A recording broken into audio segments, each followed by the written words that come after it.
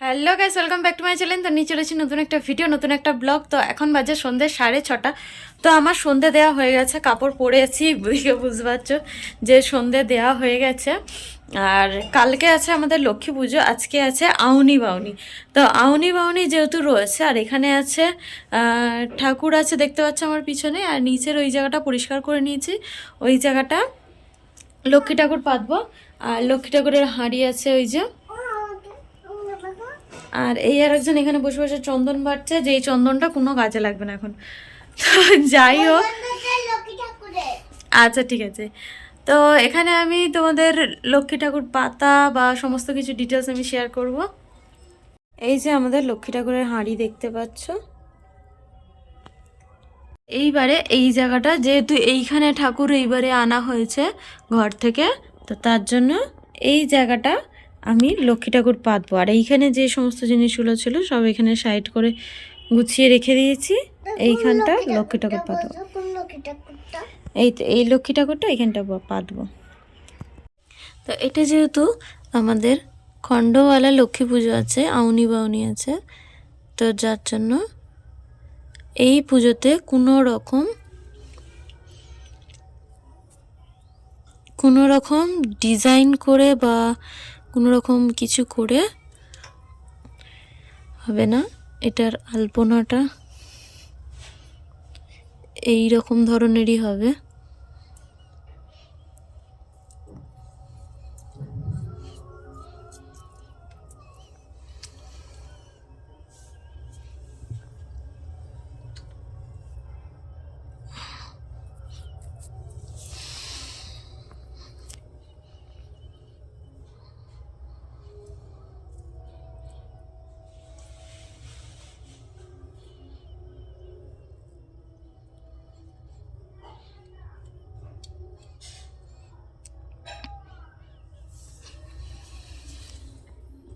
তো এই দেখো, এই হচ্ছে আমাদের লক্ষ্মী ঠাকুর। জয় মা লক্ষ্মী, হচ্ছে লক্ষ্মীর সাজ। এইখানে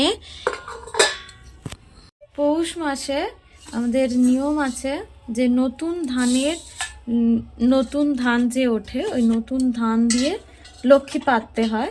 তো নতুন ধান আমাদের নিয়ে এসেছে 1 কেজি 250 করে নতুন ধান প্রত্যেক বছরই দেওয়া হয়। তো এই বছরও দেওয়া হয়েছে। আর যেগুলো তোমরা দেখলে সেগুলো হচ্ছে লক্ষ্মীর সাজ আছে। ধানটা আমি বের করব, ধান এর মধ্যে নেই, ধানটা আমি নিয়ে আসবো। এটা হচ্ছে ধান, এই যে নতুন ধানের শীষ। আর এই যে লক্ষ্মী ঠাকুরের সাজ, এগুলো। এই যে ধান এখানে পেতে আমি লক্ষ্মী ঠাকুর পাচ্ছি, তোমরা দেখতে থাকো।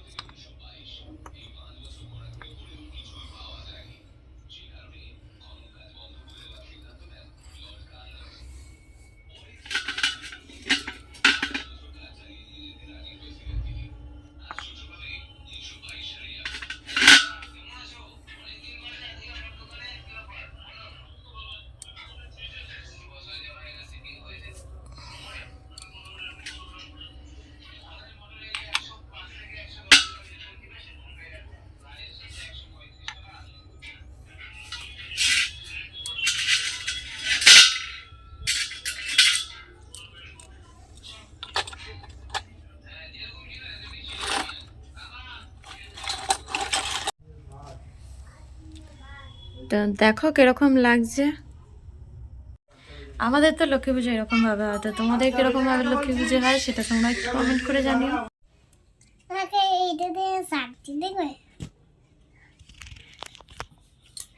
হনুমান টুপি পড়েছে। এটা কি টুপি পড়েছিস বলতো? হনুমান আসবে, হনুমান টুপি পড়েছে। ইয়ে মা, হনুমান টুপি পড়েছে। ইসি চি চি চি চি।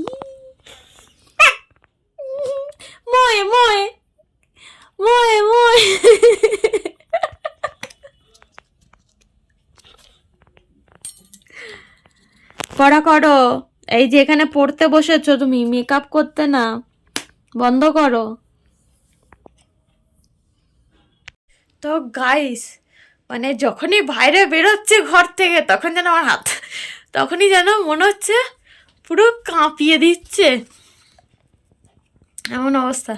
আর তার মধ্যে একটুখানি জল ফল ধরলে তো অবস্থা খারাপ হয়ে যাচ্ছে।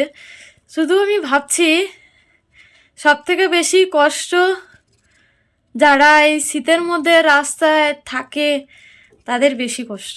তবুও আগের মতো ঠান্ডা এখন পড়ছে না, এই ঠান্ডাটাই যেন অনেক দিন আমাদের কাছে মনে হচ্ছে যেন অনেকটাই ঠান্ডা।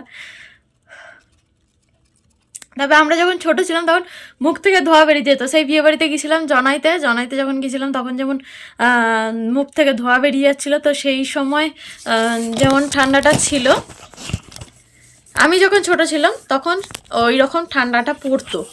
তো এখন আর সেই ঠান্ডা নেই। তো যাই হোক, তবুও তখন না কী করতাম যেন, মানে লেপের নিচে, তখন তো আর ব্ল্যাঙ্কেট অতটা ছিল না, লেপ ছিল, তো লেপের ভিতরে স্কুল ড্রেসটাকে নিয়ে শুয়ে থাকতাম যাতে স্কুল ড্রেসটা গরম থাকে। বাইরে বেরিয়ে ওই ঠান্ডা শীত জামাটা পরতে খুব কষ্ট হতো, যার জন্য আমার বাপি বলতো স্কুল ড্রেসটা পরে, মানে স্কুল ড্রেসটা পরে না, স্কুল ড্রেসটা নিয়ে লেপের তলায় ঢুকে শুয়ে পড়, তাহলে কি হবে, গরম থাকবে লেপটা, স্কুল ড্রেসটা সকালবেলা উঠে পড়তে কষ্ট হবে না। আমি একটুখানি বাইরে বেরিয়েছিলাম, তোমাদের দাদাভাই আটা দেওয়ার জন্য, বললাম যে আমি ওখানটা দাঁড়িয়েছি মোড় মাথাটায়, তুমি এসে দিয়ে যাও। তো মোড় মাথাটায় গিয়েছি, সে যেন আমার কাঁপিয়ে দিচ্ছে। তো এখানে হয়তো আমরা এরকম করছি, কিন্তু গ্রামের দিকে আরও ঠান্ডা। আমার মামার বাড়ির দিকে, আমার মাসির বাড়ির দিকে, তোমাদের ওদিকে যাদের বাড়ি গ্রামে, তো তাদের তো খুব অবস্থা খারাপ।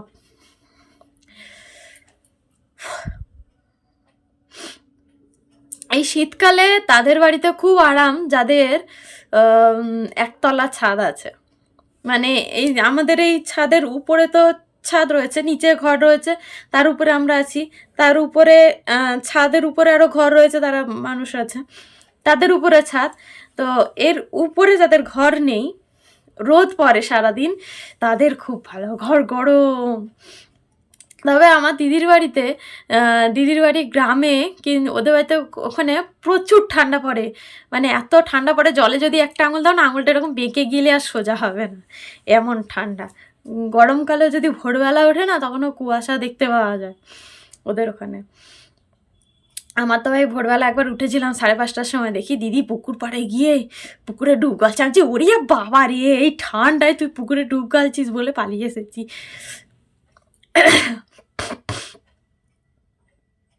ওখানে প্রচুর ঠান্ডা, কিন্তু তবে দিদিদের ঘরগুলো, মানে একতলা ছাদ তো, ওদের ঘরগুলো না ভীষণ গরম। ঘরের ভিতরে সোয়েটার টুপি পরে থাকতে হবে না, বাইরে বেরোলে পরে যেতে হবে, ভিতরে প্রচুর গরম। তো এখন আমি আটা মাখবো, আটা নিয়ে এসেছি, আটা নিয়ে এসে ড্রামে ঢেলেও ফেলেছি। এবার আটা মাখবো, আটা মেখে রুটি টুটি করে নিয়ে একবারে ভাবছি কাজে বসবো। আর শীতকাল আসলে, মানে শীতকালে এত জামা কাপড় বেরোয়, এত সোয়েটার জামা কাপড় চারদিকে ঝুলতে থাকে। দেখো আমার গোছানোর পাচ্ছি না, ওই দেখো সব ঝুলছে, এইখানে ঝুলছে সব। এইগুলো আবার কখন গোছাবো বলো তো? এইগুলো এখন মানে সারাদিনে সব যে যা পড়বে না পড়বে সব এরকম বিছানায় জমা হবে, রাত্রিবেলা সব নিচে ফেলে বিছানায় শোয়া হবে। মানে নিচে মাদুরিটা যেরকম বেছানো আছে, এরকম বেছানো থাকে, মাদুরির উপরে সব জামা কাপড় রেখে দিয়ে বিছানা পরিষ্কার করে ঝেড়ে টেড়ে শুয়ে পড়ি, আর সকালবেলা উঠে এগুলো গোছাতে হয়। ওই জন্য সময়টা বেশি লেগে যায়। গরমকালে অতটা অসুবিধা হয় না, গরমকালে কষ্ট হয় না, তুলে নিয়ে এসে পটপট করে রেখে দিলাম, গুছিয়ে নিলাম, হয়ে গেল। কিন্তু শীতকালে তো রাখার জায়গা পাচ্ছি না, রাখবো যে রাখার জায়গাটা পাচ্ছি না।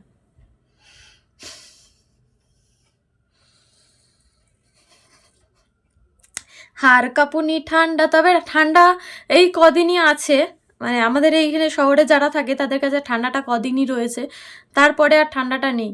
তার কারণ হচ্ছে আগে সবাই বলতো আমার ঠাকুমারা যে মাঘ মাসে মোষের শিং নড়ে, কিন্তু মাঘ মাসে এখন আর ঠান্ডা পড়ে না। কালকে সংক্রান্তি, কালকে যাবো সকালবেলা চান করতে গঙ্গায়। তো হয়তো তোমাদের কাছে ভিডিওটা শেয়ার করতে পারবো না, কেন ফোন নিয়ে যাব না। তোমাদের দাদাভাইয়ের সাথে গাড়ি করে যাব, গাড়ি করে আসবো, কিছু যদি সবাই বসে থাকে, যদি দান করতে পারি কিছু দান করব। তো দেখা যাক, চাল আলু আমার মা নিয়ে যেতে মানা করছে, তো দেখি খুচরো পয়সা যদি নিয়ে যেতে আছে তো খুচরো পয়সা নিয়ে যাব,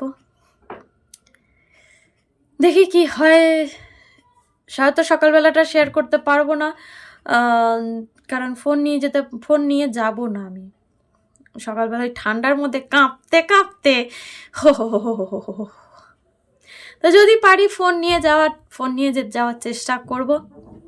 আর তোমরা আমার ভিডিও দেখছো না কেন? এটা কিন্তু ঠিক নয়। ভিডিওটা দেখো, লাইক কমেন্ট শেয়ার করো, তবেই না আমরা একটু মোটিভেট হব নেক্সট ভিডিও বানানোর জন্য। ভিডিওতে যদি ভিউজ না আসে, তোমরা হয়তো দেখছো কিছুদিন পর, হয়তো টানা 1 সপ্তাহ দেখলে কন্টিনিউ ভিউজ আসছে ভালো, রেগুলার ভিউজের তুলনায় একটু ভালো ভিউজ আসছে, হঠাৎ করে দেখছি ডাউন হয়ে যাচ্ছে, তো তখনই মনটা ভেঙে যায়, দূর ভিউজ হচ্ছে না, আর কি ভিডিও দেখবো। তো তোমরা যদি একটু ভিডিওতে লাইক কমেন্ট করো, ভিডিও দেখো, তো সেখানে আমরা একটু মোটিভেট হই যে আরও নেক্সট ভিডিও বানানোর জন্য। তো তবুও বানিয়ে যাচ্ছি। তোমাদের খারাপ লাগছে কি ভালো লাগছে, তো সেটা একটু কমেন্ট করে তো জানাতেই পারো যে দিদি তোমার ভিডিও এরকম ভালো লাগছে না, কি ভালো লাগছে, আরও বানাও, কি আর বানিও না, বলতেই পারো। তো চলো আটা মেখে রুটি করে নিই, হাতগুলো পকেটের মধ্যে ঢুকিয়ে একটু গরম করলাম। পকেটটা তবু ছোট, সোয়েটারের পকেট। এই যে সোয়েটারের পকেট এইটুকুনি ঢুকছে, তাও এইখান দিয়ে ফাঁকা, এই যে আঙুল বেরিয়ে যাচ্ছে। তো চলো আটা মেখে নিয়ে, যে গামলি চালুনি নিয়ে চলে এসেছি, আটাটা মেখে নিই, তারপরে আবার কথা বলছি।